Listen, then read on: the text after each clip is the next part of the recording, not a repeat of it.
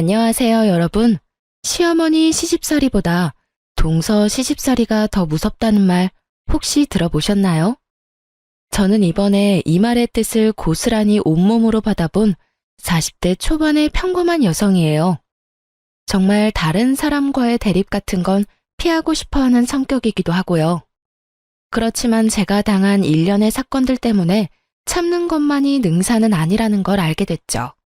지금 이렇게 글을 쓰면서도 그 사람들의 말과 행동을 떠올리면 지금도 피가 거꾸로 솟는 것처럼 화가 날 정도거든요. 지금부터 제가 당한 황당한 일들을 하나씩 풀어볼게요. 저는 결혼 당시에는 지금과는 다르게 영양사로 일하고 있었어요. 남편은 평범한 중소기업의 회사원으로 시댁과도 큰 문제 없이 지내고 있었어요. 그런데 그런 제가 시댁과 트러블이 생긴 건 시동생, 그러니까 남편의 남동생이 결혼을 하고 나서부터였어요. 도련님은 당시 젊은 사장으로 창업으로 작은 사업체를 운영 중이었거든요. 그런 도련님과 결혼하게 된 제 동서가 저보다 2살이나 많다는 것을 알게 되고 저는 살짝 걱정이 됐어요. 주변에서 그런 이야기를 종종 들었던 터라 걱정이 됐죠. 그리고 그런 우려는 도련님의 상견례에서 드러났죠. 상견례하는 도중에 화장실을 들렀는데 동서가 제 뒤를 따라 화장실로 들어오더군요. 그러더니 대뜸 그러더라고요. 제가 사회에서는 더 연장자고 경험이 많은 어른이니 저한테 이래라 저래라 시키지는 마세요. 존댓말 쓰면서 존중은 해줄 테니 그 정도에서 서로 선을 지키자고요. 정말 당당하게 저에게 선을 지키자는 동서를 보며 속으로 많이 당황했어요. 누가 보면 이래라 저래라 이미 시킨 줄 알겠더라고요. 얼굴 본 것도 처음인데 초면에 하는 말을 들어보니 제 우려가 현실이 되더군요. 네? 그게 무슨 말씀이세요? 선이라뇨. 몰라요? 적당하게 하자는 말이에요. 명절에 일할 때도 나한테 이래라 저래라 시키지 말고 저한테 딴지도 걸지 말고요. 솔직히 저도 이렇게 어린 사람이 제 손윗동서가 될 줄 알았겠어요? 나이 어린 사람을 어른으로 모셔야 하는 제 입장도 생각해줘야죠. 새빨간 립스틱을 바르며 말하는 동서를 보면서 저는 온몸에 소름이 돋는 기분을 느꼈습니다. 아직 상견례만 했을 뿐인데 이 정도로 견제하는 거면 결혼하고 나서는 내 말은 개똥으로도 안 듣겠구나 하고요. 이때 제 대답이 뭔지 궁금하세요? 제가 먼저 선을 넘는 일은 없을 거예요. 대신 동서께서도 선을 안 넘도록 해주셨으면 좋겠네요. 서로가 선을 지키면 얼굴 붉힐 일도 없잖아요. 그렇죠? 상대방은 제가 선을 넘는 걸 경계했지만 저는 그쪽이 선을 넘는 걸 더 걱정했어요. 지금 이 상황만 봐도 선을 아슬아슬하게 타고 있는 건 상대방인 동서였으니까요. 그러자 웃으면서 그러더군요. 마음이 잘 맞아서 좋네요. 그 말 꼭 지켜주세요. 그렇게 말하고는 휙 돌아서 화장실을 나가버렸어요. 그 뒷모습을 보며 참 황당하고 골치가 아파왔습니다. 저 사람을 앞으로 내내 봐야 할 걸 생각하니 말이죠. 그렇게 도련님은 무사하게 결혼을 하게 됐어요. 그리고 그 뒤로 몇 번의 명절이 지나갔어요. 생각보다 서로 선을 잘 지키고 있어서인지 제가 아이를 낳을 때까지 저를 견제하는 일은 없었어요. 그런데 아주 사소한 것에서부터 일이 틀어지더군요. 그것은 우리 아들이 3살이 될 무렵에 설날에 일어났어요. 설이 되면 어른들에게 용돈을 드리잖아요. 저희는 양가에 각각 50만 원씩 드리기로 했어요. 그런데 동서에게서 연락이 왔더라고요. 설 준비에 대해 이것저것 이야기하다가 갑자기 동서가 묻더라고요. 형님, 이번 설에 용돈은 얼마 하시기로 했어요? 저희는 50만 원 드리려고 해요. 그 외에 과일이나 건강기능식품도 하나씩 사서 드리고요. 그래요? 그럼 저희도 50만 원 해야겠네요. 설날에 봐요. 그렇게 전화를 끊었어요. 그런데 설 연휴에 시댁에 갔는데 어처구니 없는 일이 벌어졌어요. 시모가 제게만 일을 계속 시키더라고요. 동서가 늦어서 없으면 또 모르겠는데 있는데도 시모와 수다나 떨면서 일은 저한테만 다 시키더군요. 아무리 제가 둥글게 살고 싶은 사람이라도 이렇게 대놓고 차별하면 기분이 안 나쁠 수가 없잖아요. 그래서 제가 동서에게 말했어요. 동서, 여기 와서 제사 음식 만드는 거 좀 도와줄래요? 어머님이랑 대화하면서 쉬는 게 좋은 건 알겠는데 혼자 하면 아무래도 저녁까지 준비를 다 못 끝낼 것 같거든요. 최대한 돌려 말했어요. 명절이고 어른들 있는 데서 큰 소리 나면 안 된다는 생각에 말이죠. 그런데 동서는 제 이야기를 듣고도 태연히 가만히 있더라고요. 대신 움직인 건 시모였어요. 아무리 아랫동서래도 너보다 나이도 많은 사람한테 이래라 저래라 하는 건 너무한 거 아니니? 시모의 말에 저는 할 말을 잃었어요. 여기서 왜 시모가 나서는지 이해가 안 됐거든요. 네?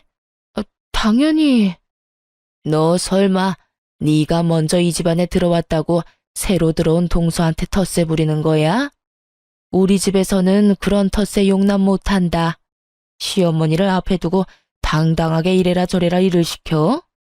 어머님, 그게 아니라 동서는 오늘 와서 아무것도 한 게 없잖아요. 제가 지금 일을 다 하고 있는데. 그래서 네가 일 많이 하고 있다고 화내는 거야? 웃기지도 않아. 너는 그게 문제야. 네 동서가 명절이라고 돈을 100만 원 줬다. 이렇게나 시댁을 위하는 동서를 부려먹으려고 하는 거야? 네가 생각해봐라. 돈을 많이 준 사람이 움직여야 되겠니? 돈을 적게 준 사람이 움직여야 되겠니? 결국은 돈 때문이었어요. 시모가 동서 대신 나서서 제게 타박을 준 이유요. 그런데 그것도 정말 열이 받는 이유가 저는 아직 용돈을 드리지도 않았거든요. 시모도 저희 부부가 명절 때마다 50만 원 준 걸 알고 있을 테고 이번에도 50만 원만 준비한 걸 알았던 거예요. 그 와중에 동서가 100만 원을 가져왔으니 눈이 혹했겠죠. 솔직히 동서가 100을 내든 200을 내든 상관없는 일이어야 하는데 그 돈 액수에 휘둘려서 사람을 평가하는 시모 때문에 제가 이런 일을 당한다는 게 정말 짜증났어요. 어머님, 설마 돈 때문에 동서를 감싸고 도시는 거예요? 그것도 중요하지 않니? 너도 머리라는 게 있으면 생각을 좀 해봐. 동서가 그만큼 돈을 많이 냈다는 걸 알면 시어머니 말에 토를 달 게 아니라 네가 더 열심히 일을 해야지. 돈만 많이 내면 일 안 해도 된다는 말이세요? 누가 그렇게 말했어? 내 말은 돈도 많이 냈고 나이도 많으니 네가 동서에게 뭐든 시킬 입장이 아니다. 라는 말이지. 말이 되지 않는 말을 참 말처럼 포장해서 말하더군요. 열받았지만 꾹 참았어요. 왜 참았는지 아세요? 다음번 명절부터는 시댁에 오지 않을 작정이었거든요. 그렇게 마음을 먹어버렸어요. 남편이 뭐라 하던 내가 하고 싶은 대로 하겠다는 생각으로 꾹 참고 제사상과 밥상을 차렸어요. 여전히 동서는 아무것도 안 하고 시모와 둘이서 하하호호하며 즐거운 시간을 보내고 있더군요. 그렇게 저녁 시간에 밥을 먹는데 시모의 행동에 저는 또 열이 슬슬 올라오는 것을 느꼈어요. 밥을 먹는데 시모가 제 앞에는 나물 반찬만 놔두더니 동서와 도련님 앞에는 고기 반찬을 놔두더군요. 그러면서 하는 말이 더 웃겼어요. 둘째 며느리 고생했다. 네 덕분에 이리 풍족한 명절을 보내는구나. 많이 먹거라. 이게 다 네가 우리 집에 들어온 덕이야. 어머님, 무슨 그런 말씀을 하세요. 어머님이 계신 덕분에 잘 되는 거죠. 그러니 제가 드린 용돈으로 맛있는 것도 사드시고 좋은 곳에 놀러도 다니세요. 간드러지는 동서의 목소리에 행복해하는 시모를 보니 배알이 뒤틀리더군요. 음식 차별하는 게 제일 기분 더럽다더니 그 말이 딱 맞더라고요. 제가 좋아하는 음식을 못 먹게 해서가 아니라 제가 직접 만든 음식조차 못 먹게 하는 걸 보니 열받아 결국 확 질러버렸어요. 저는 동서 앞에 놓인 산적을 들어서 저와 남편 앞에 가져왔어요. 그러자 시모가 눈을 동그랗게 뜨고 저를 쳐다보며 말하더군요. 예, 그걸 왜 그쪽으로 가져가? 제가 만들었는데 맛도 못 보나요? 그리고 고생은 제가 다 했는데 포상은 다른 사람이 받는 것 같아서 제 몫은 제가 챙기기로 했어요. 그러면서 보란 듯이 밥을 와구와구 흡입하기 시작했죠. 너 무슨 애가 교양이 없어? 이런 식으로 마구잡이로 가져가면 어떡하니? 네가 한 게 뭐가 있다고? 제가 한 게 뭐가 없는데요? 아니, 그럼 여기 와서 부엌에 발 한 번 안 디디고 열심히 이빨이나 까던 동서는 뭘 한 게 있어서 고기 반찬 넙죽넙죽 갖다 바쳐요? 야, 동서 없었으면 그 고기들이 여기 있었겠어? 네가 맛이라도 본 건 다 동서 탓이야. 알아들어? 그 고기도 요리해줄 사람 없으면 다 썩어 빠지는 거 모르세요? 땀 흘려가며 몇 시간 동안 고생한 사람은 뒷전이고 그저 돈만 많이 낸 동서만 아끼시는 거 보니까 다음부터는 저도 돈 낼 테니까 사서 먹는 게 제일 낫겠네요. 올해 저것도 형님이라고 어디서 못된 맏며느리 행세야? 네가 맏며느리라도 맏며느리 같은 일을 했어야 칭찬을 하든 말든 할 거 아니야? 할 수 있는 거라고는 요리하는 것밖에 없는 주제에 어디서 말대꾸야? 그러니까 요리는 전문가한테 맡기세요. 저 하나한테 다 시켜먹지 마시고요. 열받은 저는 그 자리에서 일어나 바로 부엌으로 갔어요. 다들 제가 화나서 감정을 식히러 간 거라고 생각한 듯 하더군요. 저는 전혀 그럴 생각은 없었어요. 화는 이미 나 있었고 열받아서 제가 만든 음식 앞에 소금통을 들고 섰어요. 그리고 음식들 위로 소금을 완전 쏟아부어 버렸죠. 그리고 그 다음에는 설탕도 열심히 쏟아부었어요. 열심히 제사 준비했는데 돌아온 게 이런 멸시라니. 해놓고 인정도 못 받을 거 왜 했나 싶었어요. 그래서 제가 한 음식 싹 다 망쳐버렸죠. 그리고 나와서 남편에게 말했어요. 어머님 용돈으로 드릴 돈 어디 있어? 어? 여기. 남편이 돈이 든 봉투를 제게 줬어요. 저는 그걸 챙겨서 제 가방에 넣고 시댁 현관으로 갔어요. 시모가 그것을 보고 있다가 부랴부랴 따라 나오더라고요. 예, 너 그 돈 우리한테 주려고 한 돈 아니냐?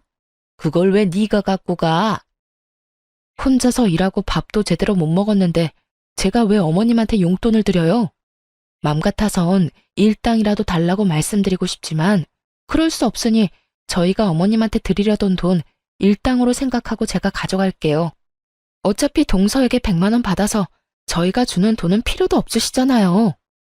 예, 너 아까 내가 그런 말 했다고 지금 시어머니를 핍박하는 거니? 세상 말세다 말세야. 어디 며느리가 시어머니한테 이딴 짓을 해? 요즘 세상에 바보로 사람 차별하는 시어머니가 계실 줄 저도 상상 못했네요. 그리고 핍박은 제가 당했지 어머님이 당하신 건 아니죠. 앞으로는 동서랑 두 분이서 열심히 제사 준비하세요. 하하호호 즐겁게 담소 나누시면서 하시면 저 같은 며느리보다 더 잘하시겠죠. 그리고 이런 취급받으면서 매번 명절에 방문할 정도로 제가 비정상인 사람은 아니거든요. 정상인이라면 대놓고 용돈으로 차별하는 곳에 오고 싶은 마음 없을 테니까요. 그럼 안녕히 계세요. 그렇게 제 할 말만 하고 나가버렸는데 남편이 저를 뒤쫓아 나오더군요. 여보, 대체 왜 이렇게 화를 내? 우리 집에서 왜 이런 짓을 벌이냐고. 이런 짓? 당신은 내가 무슨 취급당했는지 옆에서 뻔히 보고도 그런 말을 해? 내가 무슨 짓을 했는데? 당신이 말해봐. 내가 무슨 짓을 했는데? 당신이 우리 엄마랑 재수 씨한테 일방적으로 화를 냈잖아. 당신이 본 게 그게 다야? 그럼 그 밥상 위에 올라온 요리가 내가 다 만든 거라는 건 몰랐어?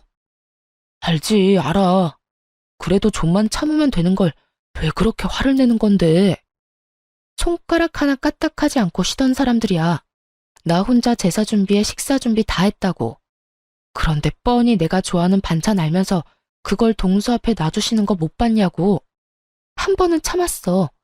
그런데 이건 너무 빈정상하잖아. 음식으로 어떻게 차별을 해?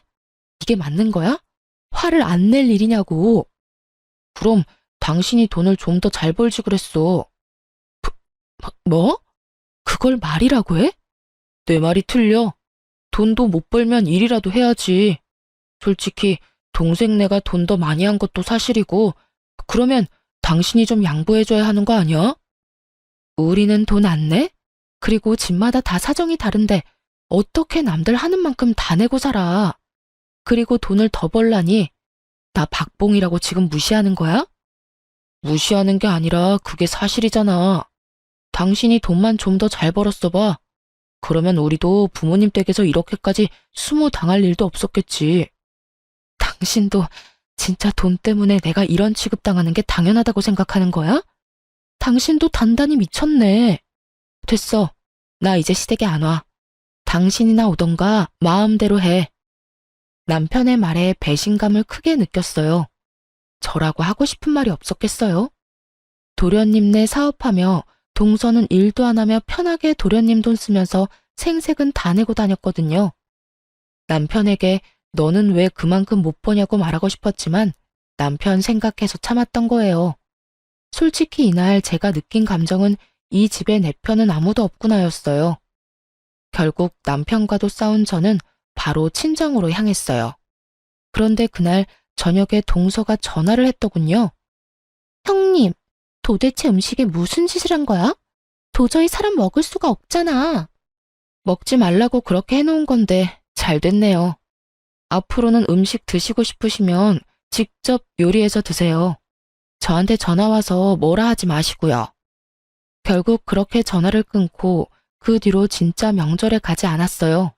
남편이 저를 박봉의 쓸모없는 여자로 생각한다는 걸 알았을 때 이혼을 고려했지만 그때는 이미 뱃속에 둘째가 들어있더군요.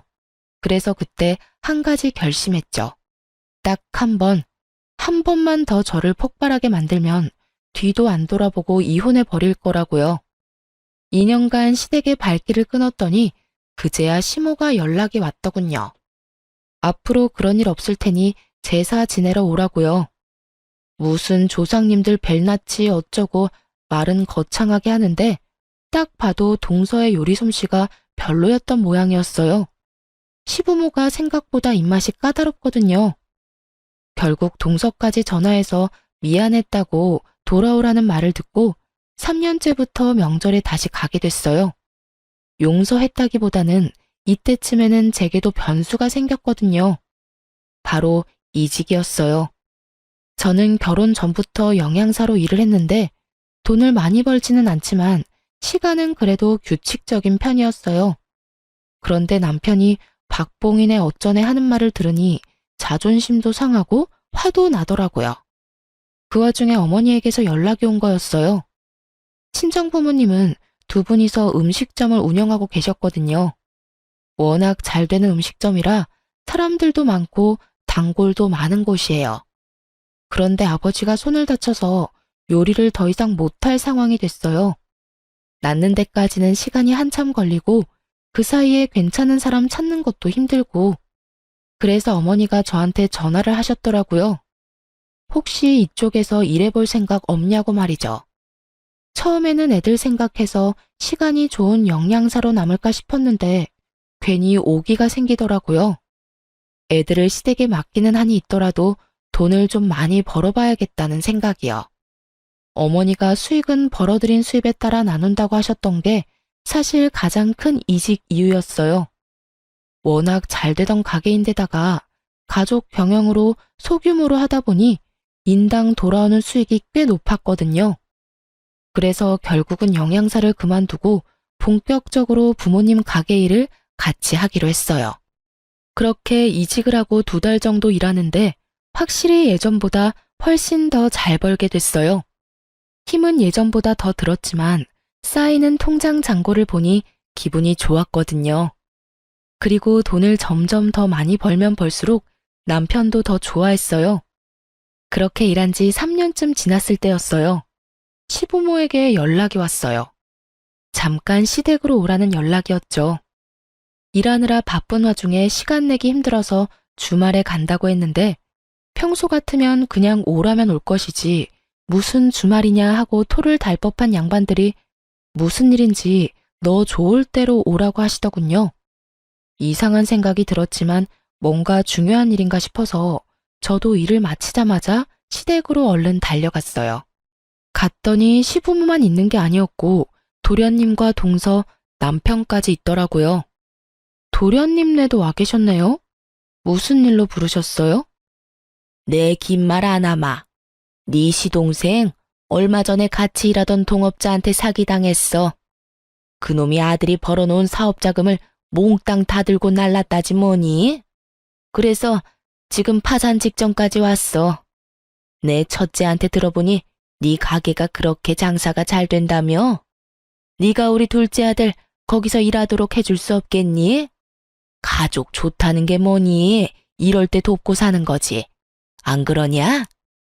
자기 편할 때만 가족이라고 말하는 시모를 보니 정말 안이 꽂고 열받았지만 참았어요. 그런데 그때 도련님이 제게 말하더군요. 형수, 제발 저 좀 살려줘요. 형한테 들어보니까 월급도 엄청 많이 번다는데. 우리가 들어가서 일하면 도움도 되고 우리도 급한 불은 끌 수 있고. 솔직히 지금 파산 직전이에요. 도련님, 제 밑에서 일하실 수 있겠어요? 솔직히 여태껏 식당에서 일해본 적 없는 사람을 쓰는 것도 저희 쪽에는 큰 위험이고. 제 말이 끝나기도 전에 동서가 불쑥 저희 말하는 사이에 끼어들었어요. 누가 형님 밑에서 일한대요? 그냥 일만 가르쳐주고 2호점 열 수 있도록 금전적인 지원만 해달라는 이야기예요. 솔직히 형님네가 저희 남편 아랫사람으로 취급하는 것도 싫고 그냥 돈 빌려주고 레시피만 알려주면 끝 아닌가요? 이 말은 그거였죠. 네 밑에서 일하기 싫으니 너는 레시피랑 돈만 지원해주고 꺼져라. 그 이야기를 듣는데 아직도 정신 못 차렸구나 싶었어요. 사업이 망해서 지금 돈 빌리러 온 인간들이 이렇게 콧대를 세우고 기고만장한 꼴을 봐야 한다니. 결국 열받은 저는 더 생각하지도 않고 거절했어요. 일하기 싫으면 2호점도 없어요. 본점에서 일도 한번 해보지 못한 사람이 어떻게 2호점을 열어요? 저희 가게는 2호점 열 생각도 없고요. 일도 배우기 싫고 2호점을 열고 싶고 그런 마음이라면 저희 친정 부모님께 바로 찾아가시는 게 좋겠네요. 근데 이 상황 좀 웃기지 않아요? 물에 빠진 사람 구해주겠다니 보따리도 찾아내라는 거잖아요. 물속에서 건져만 주면 됐지 뭐가 그렇게 원하는 게 많은지. 아직 덜 급한 것 같으니 저는 이만 가볼게요. 제가 자리에서 일어나는 신용을 하자 시모가 저를 붙잡았어요. 넌 애가 왜 이렇게 인정이 없어? 얘네 불쌍한 거 안 보이니? 네가 도와주면 좋잖아. 돈 벌면 어차피 다 갚는다는데 왜 그렇게 예민하게 굴어? 예민한 게 아니라 상식적인 거죠. 일 안 배우면 2호점도 없어요. 그렇게 알고 계세요. 결국 그 뒤에 도련님이 찾아와 저희 가게에서 일을 한 달간 배웠어요. 그리고 무슨 돈이 있었던 건지 2호점을 만들었더라고요. 그렇게 번갯불에 콩 볶아 먹듯 일을 배워서 바로 2호점을 차려 나갔어요. 제 눈앞에서 사고만 치던 시동생이 나가서 저도 속은 편했는데 2호점에서 내내 사고만 치더군요. 사업을 했다고 해서 장사에는 소질이 있겠거니 했는데 아무래도 음식점이다 보니 위생 관련해서 문제가 계속 터졌어요. 그래서 그거 수습하려고 매번 제가 시동생 가게에 들렀어야 했고요. 그런데 더 웃긴 건 이 와중에도 시부모의 둘째 아들에 대한 사랑은 아주 지고지순하더군요. 도련님네가 새로 가게를 오픈해서 나가고 얼마 안 지나서 시댁 친척 중에 칠순잔치가 있어서 참석하게 됐어요. 제가 화장실에 갔다가 사람이 너무 많아서 그냥 돌아오는데 친척들 이야기하는 게 들리더라고요. 아유, 그 집은 좋겠어요. 그런 복덩어리 같은 며느리가 들어와서. 돈도 많이 벌고 얼마 전에 사기당한 둘째도 걷어줬다면서? 며느리 참 잘 들였다니까. 고모님이 제 칭찬을 하고 계셨어요. 감사한 마음에 웃음을 띠며 시모 뒤로가 얼른 고맙다고 말하려는데 시모가 제가 있는지도 모르고 이야기하더군요. 걔가 복덩이요? 당치도 않아요. 복덩이는 여기 우리 둘째 며느리지. 자기 남편 사기당해도 얼마나 내조를 열심히 하는지. 게다가 첫째 며느리하고는 달라서 그 힘든 와중에도 열심히 시댁에 용돈도 붙여주는 참 착한 며느리예요. 그 이야기에 진짜 어이가 없었어요. 남편이 그렇게 일하느라 바쁜데도 동서는 일도 돕지도 않고 도련님 사업할 때처럼 집에서 쉬고 있었거든요. 가끔씩 도련님이 바쁜 일정이 있거나 약속이 있을 때만 잠시 나와서 가게를 봐줄 뿐이었고요. 그런 둘째 며느리가 제 자식 돈으로 효도 생색내고 있다는 걸 아는지 모르는지 입에 침이 마르도록 열심히 칭찬 중이었어요. 그걸 보니 정말 정이 뚝 떨어지더군요. 그런데 제가 이 집안에서 정말 떨어져 나올 일은 그 다음에 발생했어요. 제가 영양사에서 자영업자로 직업을 전환하면서 아이들을 볼 수 있는 시간이 많이 줄었거든요. 그래서 어쩔 수 없이 5살, 8살 애들을 시댁에 맡길 수밖에 없었어요. 그렇게 몇 달쯤 맡겼는데 애들이 점점 시댁에 가길 싫어하더라고요. 엄마, 우리 할머니 집에 안 가면 안 돼. 나 할머니 집에 가기 싫어. 을에 있는 투정이라고 생각했어요. 엄마랑 붙어 있고 싶은 마음에 저러는구나 하고 눈물이 핑 돌 것 같았단 말이죠. 그런데 이 상황에서 뜬금없는 말을 첫째가 하더군요. 할머니랑 숙모는 지원이만 예뻐하고 우리는 매번 혼낸단 말이야. 그게 무슨 소리야? 너희를 왜 혼내신단 말이니? 지원이는 동선의 아들이었어요. 이때는 동서가 자기 아들도 시댁에 맡겨놨나 보다 하는 생각만 들었어요. 그런데 그 다음 아들의 말에 혈압이 확 오르더군요. 할머니가 지원이한테만 맛있는 거 주고 우리는 맛있는 거 먹지도 말래. 그리고 지원이가 우리가 가져간 장난감 뺏어갔는데 숙모가 우리한테 소리 지르고 못됐다고 막 뭐라고 했단 말이야. 우리 할머니 댁에 안 가면 안 돼? 나는 진짜로 가기 싫단 말이야. 그 이야기를 듣는데 인내심이 뚝 끊어지더군요. 먹는 걸로 장난치던 그 버릇이 이번에는 우리 애들에게 나왔나 보더라고요. 저는 흥분한 채로 아이들에게 이것저것 물었어요. 그러니 끝도 없이 시모와 동서가 한 짓이 아이의 입을 통해 흘러나오더군요. 동서의 아이를 오냐오냐 키우면서 우리 애들은 무슨 일이 있든 혼을 냈다고 했어요. 과자를 사와도 우리 애들한테는 한 번도 준 적이 없대요. 밥 먹을 때도 맛있는 반찬은 모두 지원이 거라고 하는 말에 진짜 눈을 질끈 감았네요.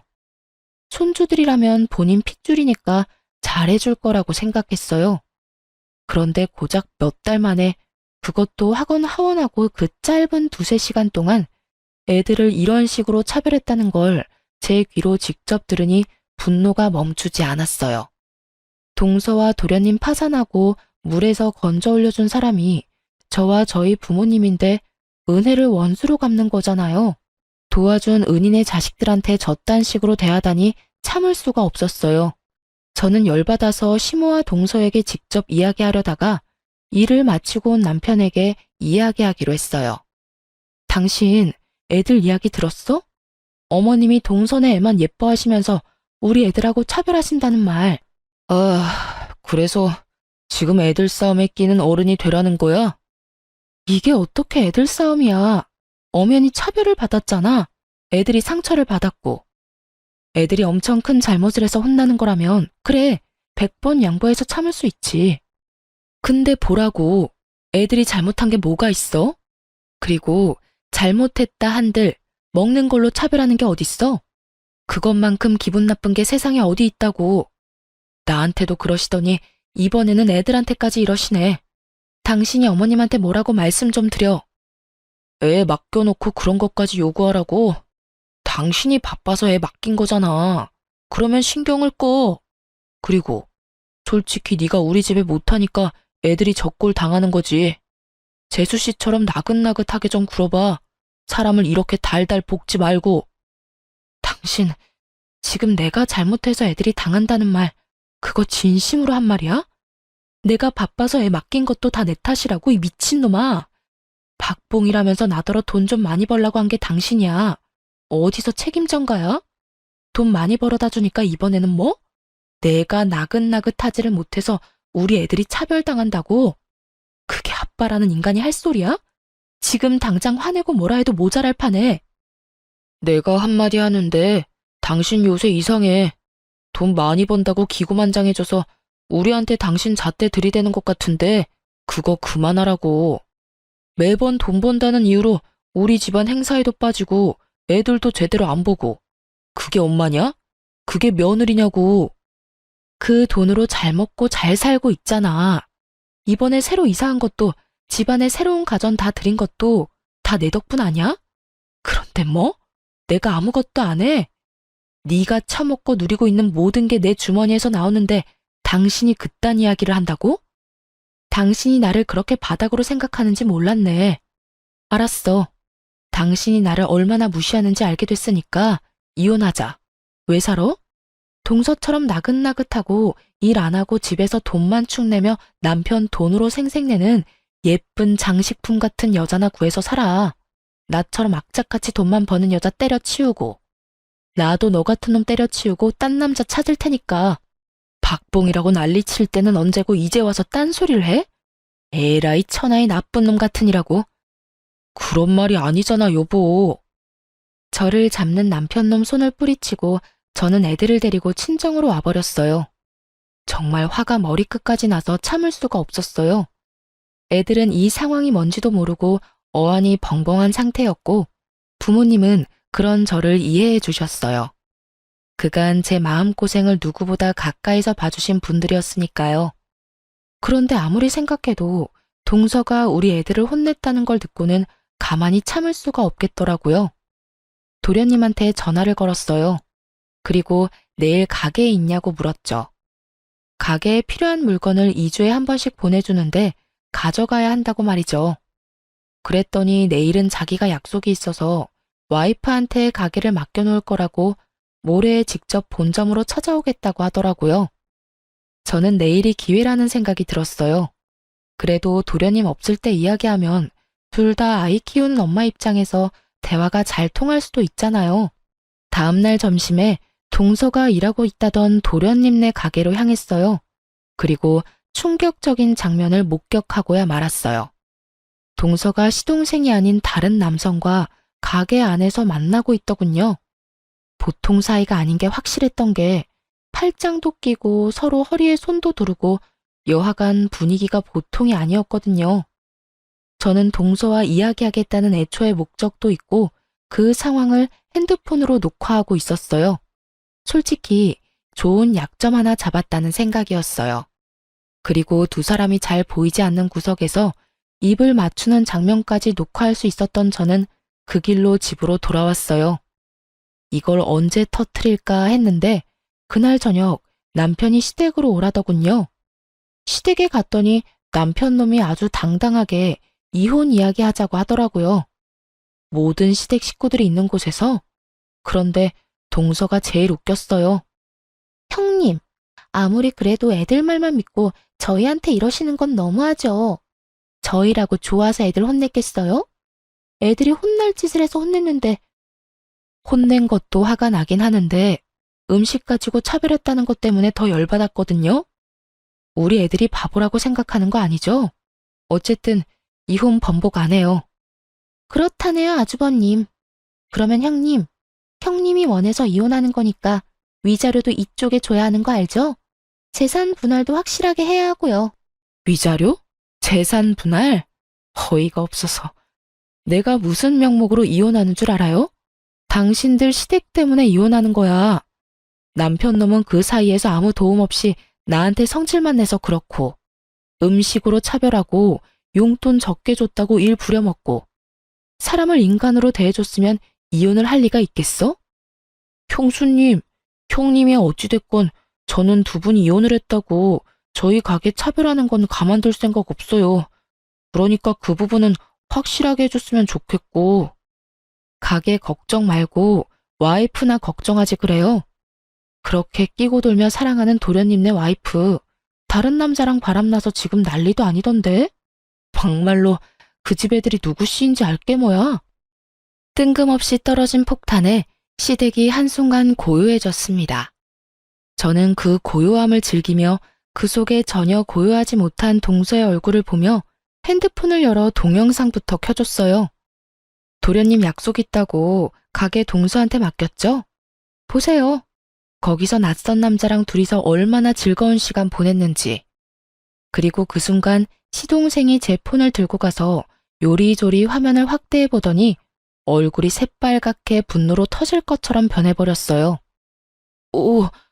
어떻게 당신이 이 사기꾼하고 같이 있어? 사기꾼? 갑자기 등장한 단어에 저도 당황한 찰나 동서가 그 자리에서 시동생에게 무릎을 꿇고 빌더라고요. 여보, 잠깐 내가 정신이 나갔나 봐. 그러려고 그런 건 아닌데. 너 미쳤어? 어떻게 우리 회사 망하게 한 사기꾼 놈이랑 붙어먹어? 알고 보니 동서의 상간남이 시동생 회사를 말아먹은 시동생의 친구이자 동업자였던 사람이었더군요. 동서도 참 지고지순하더군요. 남편 회사 망하게 만들어서 자기도 힘든 상황에 사업 망하게 한 남자와 계속 만나고 있었다니. 아마 그 남자 쪽에서 뭔가 금전적인 지원을 해줬을 거예요. 아니면 두 사람이 여전히 만나는 게 이해가 안 가니까요. 그런데 그 상황에 더 배신감을 느낀 사람은 시모였더라고요. 야, 너 어떻게 이럴 수가 있어? 네가 우리 아들 사업 망하게 한 놈이랑 붙어먹었어? 너도 저 사기꾼이 아들 사업 망하게 하도록 도와줬지?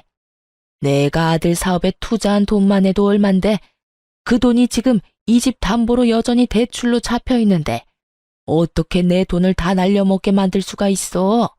자그마치 1억이다 1억. 그 돈을 날려먹은 게 다 니년 탓이라고? 내 돈 내놔. 당장 내 돈 내놔. 그렇게 동서를 애지중지하던 시모가 동서에게 년이라는 말까지 해가며 옷을 붙들고 난리를 쳤어요. 시모의 힘에 이리저리 휘둘리는 동서의 얼굴은 평소의 그 완벽하고 새초롬한 모습 따위는 사라지고 없었죠. 어머니, 설마 동생한테 이 집 담보로 대출받아서 사업 자금으로 줬어요? 제가 그렇게 하지 마시라고 말씀드렸잖아요. 항상 동생 왜 있는 거 다 동생한테 퍼주지 못해 안달이세요? 여태껏 가지고 있던 재산 다 동생한테 털어줬으면 됐지.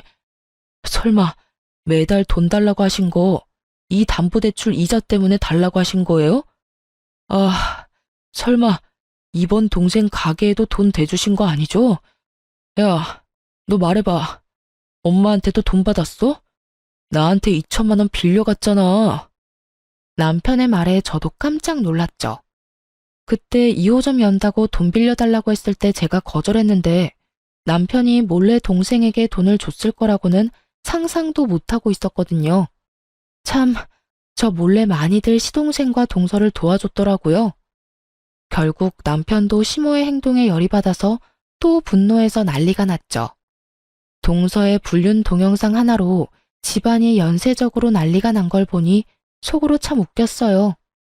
서로가 서로를 비난하며 니 탓 내 탓하고 있었거든요. 그렇게 나긋나긋하고 용돈 잘 주는 며느리에서 순식간에 죽일년이 된 동서를 보며 저도 그제야 마음의 응어리가 좀 가라앉았어요. 그렇게 서로 탓만 하는 사람들 보며 남편에게 말했어요. 소송할 거고 위자료는 아마 당신이랑 당신 집안에서 전부 내야 할 거야. 우리 쪽 변호사는 상당히 자신 있는 모양이더라고. 그럼 앞으로 연락하고 싶으면 변호사 통해서 연락해. 그렇게 말하고 나와버렸어요. 그리고 어떻게 됐을까요? 시동생이 운영하던 저희 가게 2호점도 망해버렸어요. 사업한다는 인간이 개인사를 가게 운영하는 데까지 끌고 들어와서 결국에는 고객들 다 떨어져 나가고 폐업하게 됐더라고요. 그리고 그 덕분에 남편이 지원해줬다는 2천만 원도 훅 순식간에 사라져버렸죠.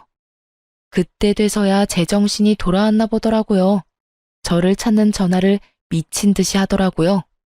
저는 할 말 없으니 변호사 통해서 말하라고 했고요. 나중에 장문의 문자가 왔는데 보고 있으려니 웃기지도 않았습니다. 남편이 저한테 그렇게 한 이유가 자격지심 때문이었대요. 제가 영양사로 일할 때는 자기보다 돈 덜 벌어서 무슨 일이든 큰 소리 칠 수 있었는데 제가 부모님 가게에서 일하게 되면서부터 돈을 더 많이 벌었잖아요. 그것 때문에 열등감과 자격지심에 저한테 뭐든 그렇게 화를 내고 싶었다네요. 근데 참 웃긴 게 그냥 우리끼리 잘 지냈으면 제가 버는 돈도 누리면서 잘 살 수 있었을 텐데 꼴랑 자존심 하나 세워보려고 하다가 결국은 위자료에 재산 분할까지 해야 돼서 살고 있던 집 저한테 넘기고 월세 들어갔다잖아요. 그 집 자체가 저희 반반 내고 들어간 집이라 다 정산하고 나니 남은 건 없던 거죠. 그런데도 시모가 장남인 자신이 아니라 동생만 챙겼던 걸 알고 나서는 시댁으로 들어갈 생각도 안 하더군요. 혼자 살 거라네요. 부모 부양할 생각조차 없다고 그렇게 시댁과 연 끊고 지낸대요. 시동생은 동서를 용서하고 같이 살아보려고 했다고 해요. 그런데 동서는 이혼하고 싶어 했고요. 근데 결국은 이혼을 안 하고 여전히 같이 살더라고요. 그 이유를 알고 나니 웃겼는데 동서가 그 불륜남한테 버림받는 바람에 갈 곳이 없어져 시동생 옆에 딱 붙어 있으려고 했다네요. 자기도 비빌 언덕은 있어야 한다고 생각했나 보더라고요. 그런데 그 불륜남이 시동생에게 붙잡히면서 일이 복잡해진 거죠. 불륜남이 자기 혼자 죽기는 싫었는지 동서가 사업 망하도록 도와줬다면서 돈 빼돌릴 때 도움 줘서 그만큼 가져갈 수 있었던 거라며 다시 폭탄 하나 터트린 거예요. 결국 그 이야기 듣고 시동생이 열받아서 내치려고 했는데 동서가 빌고 빌어서 결국 같이 산다고 해요. 그치만 돈도 다 잃고 가게마저 폐업되고 나서는 갈 곳이 없어서 시댁에 들어가서 지낸다는데 아주 노비처럼 지내고 있다고 하더군요. 그 사람이 뭘 하든 저는 제 인생 가야 하는 게 맞는 거죠. 저는 이혼 후 그 집 팔고 부모님한테 말해서 근처 좋은 상가 건물로 가게를 확장 이전하기로 했어요. 집 판 돈 다 넣었어요. 그리고 1층은 가게, 2층은 저희 집, 3층은 부모님 집으로 해서 3층짜리 근생 건물을 샀어요. 2층에 집이 있으니 애들을 따로 봐줄 사람은 찾지 않아도 되고 조용할 때마다 올라가서 확인만 하면 되니 훨씬 마음이 편했어요. 애들도 할머니 댁에서 구박받으며 사는 것보다 지금 집을 더 좋아하고요. 그렇게 몇 달쯤 뒤였을까요? 제가 시모와 동서를 마주하게 된 일이 있었어요. 저는 가게 청소하고 밖으로 쓰레기를 버리러 온 참이었고 두 사람은 저희 가게 앞을 지나가고 있더라고요. 그런데 동서가 시모의 짐을 모조리 들고 낑낑거리는 표정으로 시모의 뒤를 따라가고 있었어요. 저는 저 사람들 지나가면 들어가야겠다 싶었어요. 괜히 마주치고 싶지 않았으니까요. 그런데 시모가 갑자기 저희 가게 앞에 멈춰서더군요. 그러더니 갑자기 혀를 차고 말했어요. 생각할수록 열받네. 왜 네가 우리 집에 들러붙어 있어? 식충이 같은 인간아. 아우 속상해. 첫째 며느리가 우리 집에 남아 있었으면 저 친정 돈으로 우리가 망하지 않았을 수도 있는데 내가 그때는 왜 그런 생각을 못했는지 알 수가 없어. 네가 나를 돈으로 꼬드겨서 그런 거지. 시모의 뾰족한 화살이 동서를 향해 쏘아졌어요. 동서는 억울한 마음이 드는 듯 입을 삐죽했지만 아무 대답 못하고 고개만 숙이고 있더군요. 아들 새끼 망하게 할 때부터 네가 우리 집 화근이라는 걸 알아야 했어. 네가 양심이라는 게 있으면 이렇게 우리 집에 빌부터 살 게 아니라 일자리라도 알아봐서 내 돈이라도 갚아야 하는 거 아니니? 매번 네 서방한테 힘든 일 다 시키고 그 돈으로 펑펑 돈이나 쓰고 네가 인간이야? 결국 소리가 커지고 주변 사람들이 한두 명씩 밖으로 얼굴을 내보이자 어쩔 수 없이 제가 나섰어요. 저희 가게 앞에서 이런 일이 벌어지면 가게 이미지에 타격을 입잖아요. 남의 가게 앞에서 큰 소리 내지 마시고 빨리 지나가세요. 여기서 이러신들 제가 그쪽 집에 다시 돌아갈 일도 없고 이 가게가 그쪽 집안 것이 될 일도 없으니까요. 제가 등장하자 시모 얼굴이 반가운 빛을 띠더군요. 이혼 전에는 볼 때마다 마땅찮은 표정만 짓더니 사람 마음 참 간사해요. 가게 잘 되는 걸 보면 볼 때마다 잃어버린 것이 얼마나 소중한지 깨닫게 됐나 봅니다. 그래도 다시 돌아갈 생각 따위 전혀 없지만요. 어머, 얘, 너 있었니? 요즘은 어떻게 지내? 우리 손주들은 잘 지내고 있지? 우리도 요즘 손주들 얼굴 보고 싶어서 눈물이 날 정도란다. 네가 마음을 조금만 써서 우리랑 손주들 만나게 해주면 이번에도 동선의 아들하고 비교하면서 차별하실 건가요? 죄송한데 애들 차별하셨으면서 우리 애들 왜 궁금해하세요? 차별이라니 그건 다 네 동서가 시켜서 한 일이야. 아니었으면 내가 내 핏줄 싫어할 일 없잖니. 요즘에 지원이 그곳이 얼마나 기고만장해졌는지 몰라. 그런 눈치도 없는 애보다 너희 애들이 훨씬 낫지. 그러니 너도 이만 오해를 풀고. 그 이야기를 가만히 듣던 저와는 달리 누군가는 시모의 이야기에 기분이 퍽 나빠진 모양이었어요. 어머님, 누가 시켰다고 그러세요? 그리고 애 놔두고 그렇게 차별하시는 거 아니죠? 제가 여태껏 어머님한테 어떻게 했는데 이혼해서 이제 가족도 아닌 사람 앞에서 저를 이렇게 구박하실 수가 있는 거예요. 이거 봐. 감히 눈 동그랗게 뜨고 시어머니를 노려봐? 네가 지금 나한테 눈 크게 뜨고 대들 수 있다고 생각하니? 어이가 없어서 지금 내 꼴을 좀 봐라. 네가 우리 아들 두고 그런 미친 짓을 저질러서 내가 지금 이 모양이 꼴 아니냐? 그게 왜 제 탓인데요? 어머님이 뿌린 대로 거둔 거지. 저도 이런 짓 못 해먹겠어요. 아무리 잘못했었어도 그렇지. 용서해줬으면 이렇게 부려먹지는 말아야죠. 동서는 그 상태 그대로 짐을 다 팽개치고는 씩씩거리며 가버리더군요. 제가, 아휴, 봐라. 지금 집안이 이 모양이야. 역시 맏며느리가 없으니 기강이 안 사네. 어쨌든 나중에 애들 데리고 한번 오거라. 응? 무슨 착각하시는 건지 모르겠지만 저희 애들은 그쪽 집에 안 가요. 애들이 뭐라고 하는 줄 아세요? 할머니 댁 안 가서 너무 좋대요. 할머니한테 차별받아서 정말 기분 나빴는데 여기서는 그런 차별 안 받아도 된다고요. 그러니까 기대하지도 마세요. 애들 차별할 때는 언제고 이제 와서. 제 말에 시모가 얼굴이 울그락 푸르락 하더니 결국 아무 말 못하고 땅에 떨어진 짐을 주워서 어그적 집으로 걸어가더군요. 결국 돈으로 저울질하다가 두 며느리에게 버림받고 둘째 아들이 돈 잘 버는 것 같아서 거기 돈 쏟아부었다가 그 사실을 알게 된 장남에게 버림까지 받았네요. 덕분에 사람을 마음으로 대하지 않으면 저렇게 순식간에 망할 수도 있다는 걸 알게 됐네요. 어찌됐든 시댁 사람들은 모두 저에게는 최악의 사람들이었어요. 나중에 들어보니 동서는 이때 저와 마주치고 시모와 언쟁을 벌인 다음에 그대로 집을 나가버린 모양이었어요. 제게 고통을 준 사람들이 모두 벌을 받은 걸 확인하니 마음이 좀 편해졌어요. 여전히 저는 아이들 둘 키우며 열심히 살고 있어요. 지금은 저희 부모님이 하시던 가게를 이어받아 열심히 사장으로 일하고 있습니다. 앞으로는 이런 사람들과 엮이지 않고 좋은 인연만 만들면서 잘 살아볼 예정입니다. 여기까지 제 이야기 들어주셔서 감사합니다.